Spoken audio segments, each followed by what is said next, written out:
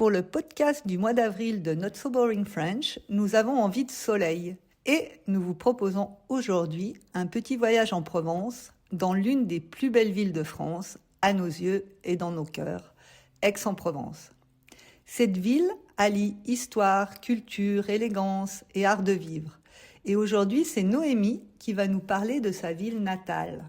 Noémie, nous nous sommes rencontrés ici à San Diego, lorsque tu es venue t'installer avec ta famille.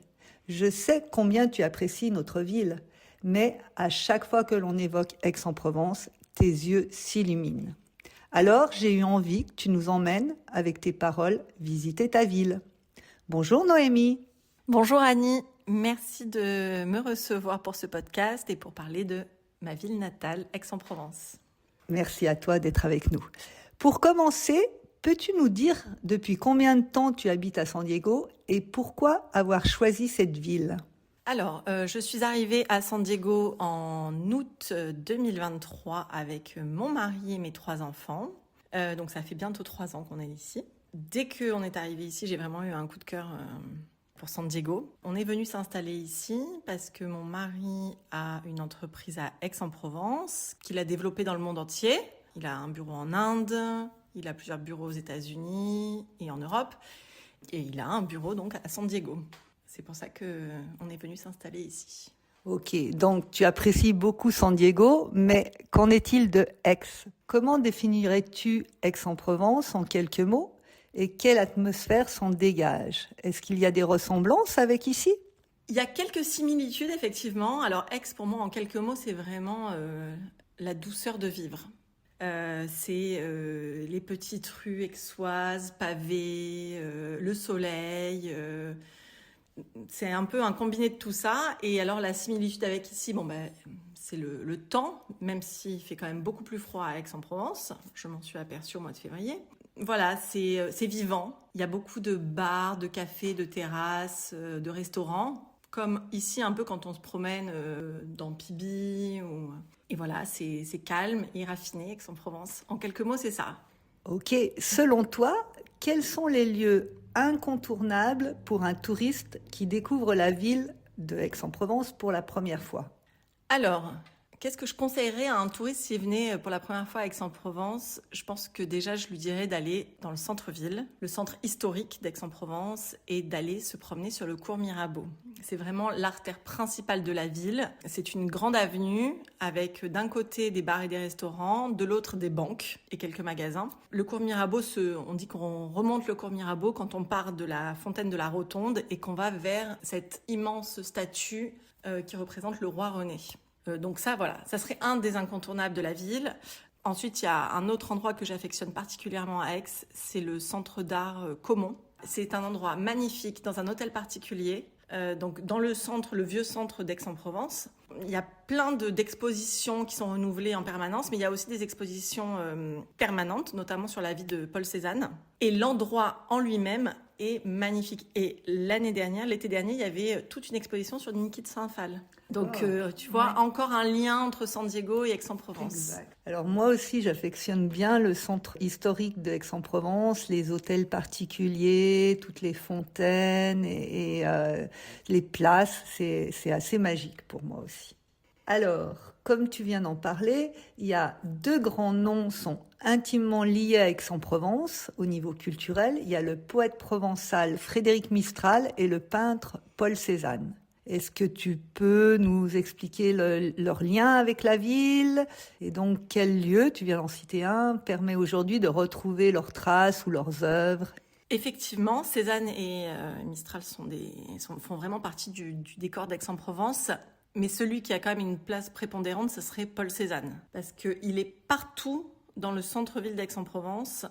Tu peux retrouver donc plein de références à ce peintre, notamment au Centre d'Art Caumont, qui explique toute sa vie, qui retrace sa vie par un film et par des expositions. Il y a une énorme statue de lui qui a été mise il n'y a pas si longtemps, justement vers la place de la Rotonde.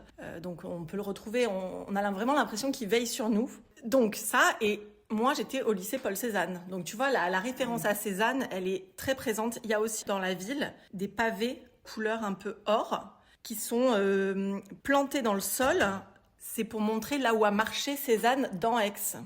Et tu peux aussi visiter son atelier. Il a vécu au Jas de Bouffan, donc c'est un des quartiers d'Aix. Bref, Cézanne, il est très très présent. Après, Frédéric Mistral, il l'est aussi, mais dans une moindre mesure, parce que c'est un écrivain provençal, mais il n'a pas vécu vraiment. Enfin, il n'est pas natif aixois, il est de la région. Hein. Donc, il y a une rue qui lui est dédiée. D'ailleurs, j'ai travaillé dans cette rue, rue Frédéric Mistral, en haut du cours Mirabeau. Et surtout, moi, ça fait référence à ça, mais c'est une boîte de nuit qui s'appelle le Mistral à Aix-en-Provence. Ça, c'est l'incontournable des soirées aixoises. Alors, on en vient. Tu es donc né à Aix. Dans quel quartier as-tu grandi? Et selon toi, quels sont les lieux incontournables pour les habitants? Donc, dans quel quartier j'ai grandi? J'ai grandi en fait au nord d'Aix, dans un petit village qui s'appelle Venelle. Après, j'ai fait toute ma scolarité à Aix-en-Provence. Et j'ai vécu aussi de nombreuses années dans le centre-ville, donc en haut du cours Sextus. Et là, actuellement, j'ai une maison dans la campagne aixoise. Et donc, les lieux incontournables, mais pour les habitants, donc par exemple, prendre un petit déjeuner chez Webel, c'est un lieu qui se trouve place de la mairie. C'est très aixois, les aixois connaissent et c'est tellement bon que les gens se retrouvent là, sur cette place. Après, j'irai déjeuner au Country Club. Donc, c'est un endroit à Aix. Mais alors là, on s'éloigne du centre-ville parce que c'est pas facilement garable comme ville. Donc, en général, les gens essayent de sortir un petit peu du centre pour aller un peu plus loin. Mais on reste dans Aix-en-Provence. Hein. J'irai goûter chez Béchard parce que là, c'est une pâtisserie incontournable d'Aix pour les Aixois, mais aussi pour les touristes. Et puis, j'irai faire la fête soit au Mistral, soit au Jums. Eh ben, je ne connais pas, donc je vais la prochaine fois essayer tout ça. Donc, quel est ton plus beau souvenir, ton souvenir le plus précieux à Aix? Alors, j'ai tellement de souvenirs à Aix que c'est difficile de faire un tri dans tout ça. J'en ai plein, mais si je devais n'en citer qu'un, ce serait toutes ces soirées que j'ai passées dans un endroit qui s'appelait le Bistrot Aixois. Donc, j'ai passé pas toutes mes soirées, mais pratiquement toutes mes soirées dans ce lieu incontournable de la jeunesse aixoise, entre mes 17 ans et mes 21 ans. Et là, j'ai des souvenirs, mais j'étais vraiment là-bas comme chez moi. Il y avait une très bonne ambiance. Tous les Aixois se retrouvaient là. C'était ouvert très tard par rapport aux autres bars. Ils avaient une autorisation pour fermer à 4h du matin. Voilà, vraiment toute ma jeunesse. La place incontournable de la jeunesse. Le bistrot aixois n'existe plus. Maintenant, ça s'appelle le garde-manger et c'est un restaurant. Mais bon, ça n'a plus rien à voir. Alors moi, un de mes grands souvenirs de Aix, il n'y a pas si longtemps, il y a 2 ans, c'est que j'ai eu la chance d'y célébrer la fête de la musique. Et ce souvenir est vraiment gravé dans ma mémoire. C'était Aix, un soir d'été. Toute la ville vibre au son de la musique et à chaque coin de rue, sur chaque place. Et selon les quartiers, selon l'architecture, j'ai pu écouter vraiment différents styles de musique, comme de la musique classique dans la cour d'un hôtel particulier. J'ai pu chanter près de la rotonde avec un accordéon. J'ai pu vibrer au son des maracas sur les boulevards et danser sur du rock des années 80 et aussi sur de la techno, sur les grandes places.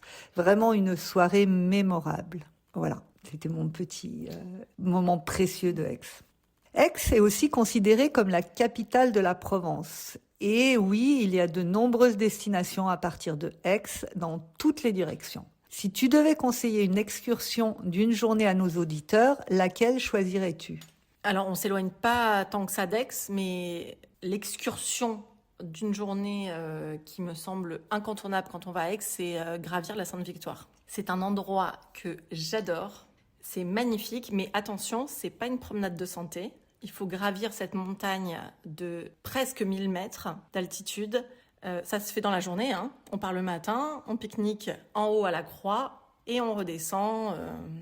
Et quand on arrive en haut, on arrive et on a une vue à 360 degrés sur toute la campagne aixoise, le lac de Bimont. Et il faut aller à la Sainte-Victoire. C'est vrai, et la Sainte-Victoire, c'est aussi la montagne fétiche de Cézanne, qui l'a peint de différentes façons, de plus en plus modernes, impressionnistes et tout ça. C'est vraiment magnifique. Oui, et la Sainte-Victoire, si tu y vas au mois de janvier, elle est complètement différente de si tu y vas en août ou en décembre, en fonction de la lumière aussi de la journée. Elle peut être rose, elle peut être très foncée quand c'est nuageux. Elle est blanche parfois quand il fait froid l'hiver. Donc la Sainte-Victoire, c'est toujours un émerveillement, un étonnement.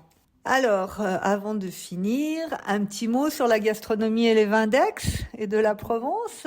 Quelles sont tes spécialités et vins préférés ? Alors, la spécialité d'Aix-en-Provence, que moi, personnellement, j'adore, c'est le calisson. C'est une petite douceur à base de melon confit. C'est une genre de pâte d'amande, voilà, qui se déguste à toute heure de la journée.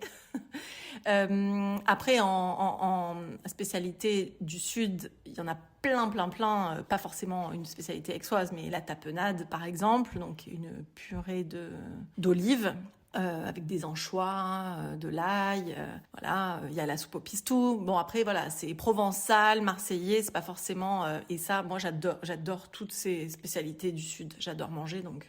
Et le vin, alors quand je pense à un vin aixois, je pense pas à un blanc ou un rouge, mais c'est plutôt pour moi le vin d'Aix, le rosé, l'été, bien frais, au bord de la piscine ou pour la pétanque. Et j'aime particulièrement le vin du domaine Péblanc, c'est celui que j'avais choisi pour mon mariage. Et il est doux, il est bon, il est frais, et voilà. Merci beaucoup Noémie pour ce magnifique voyage en parole. Merci Annie, j'étais très contente de participer à ce podcast avec toi. Oui, merci.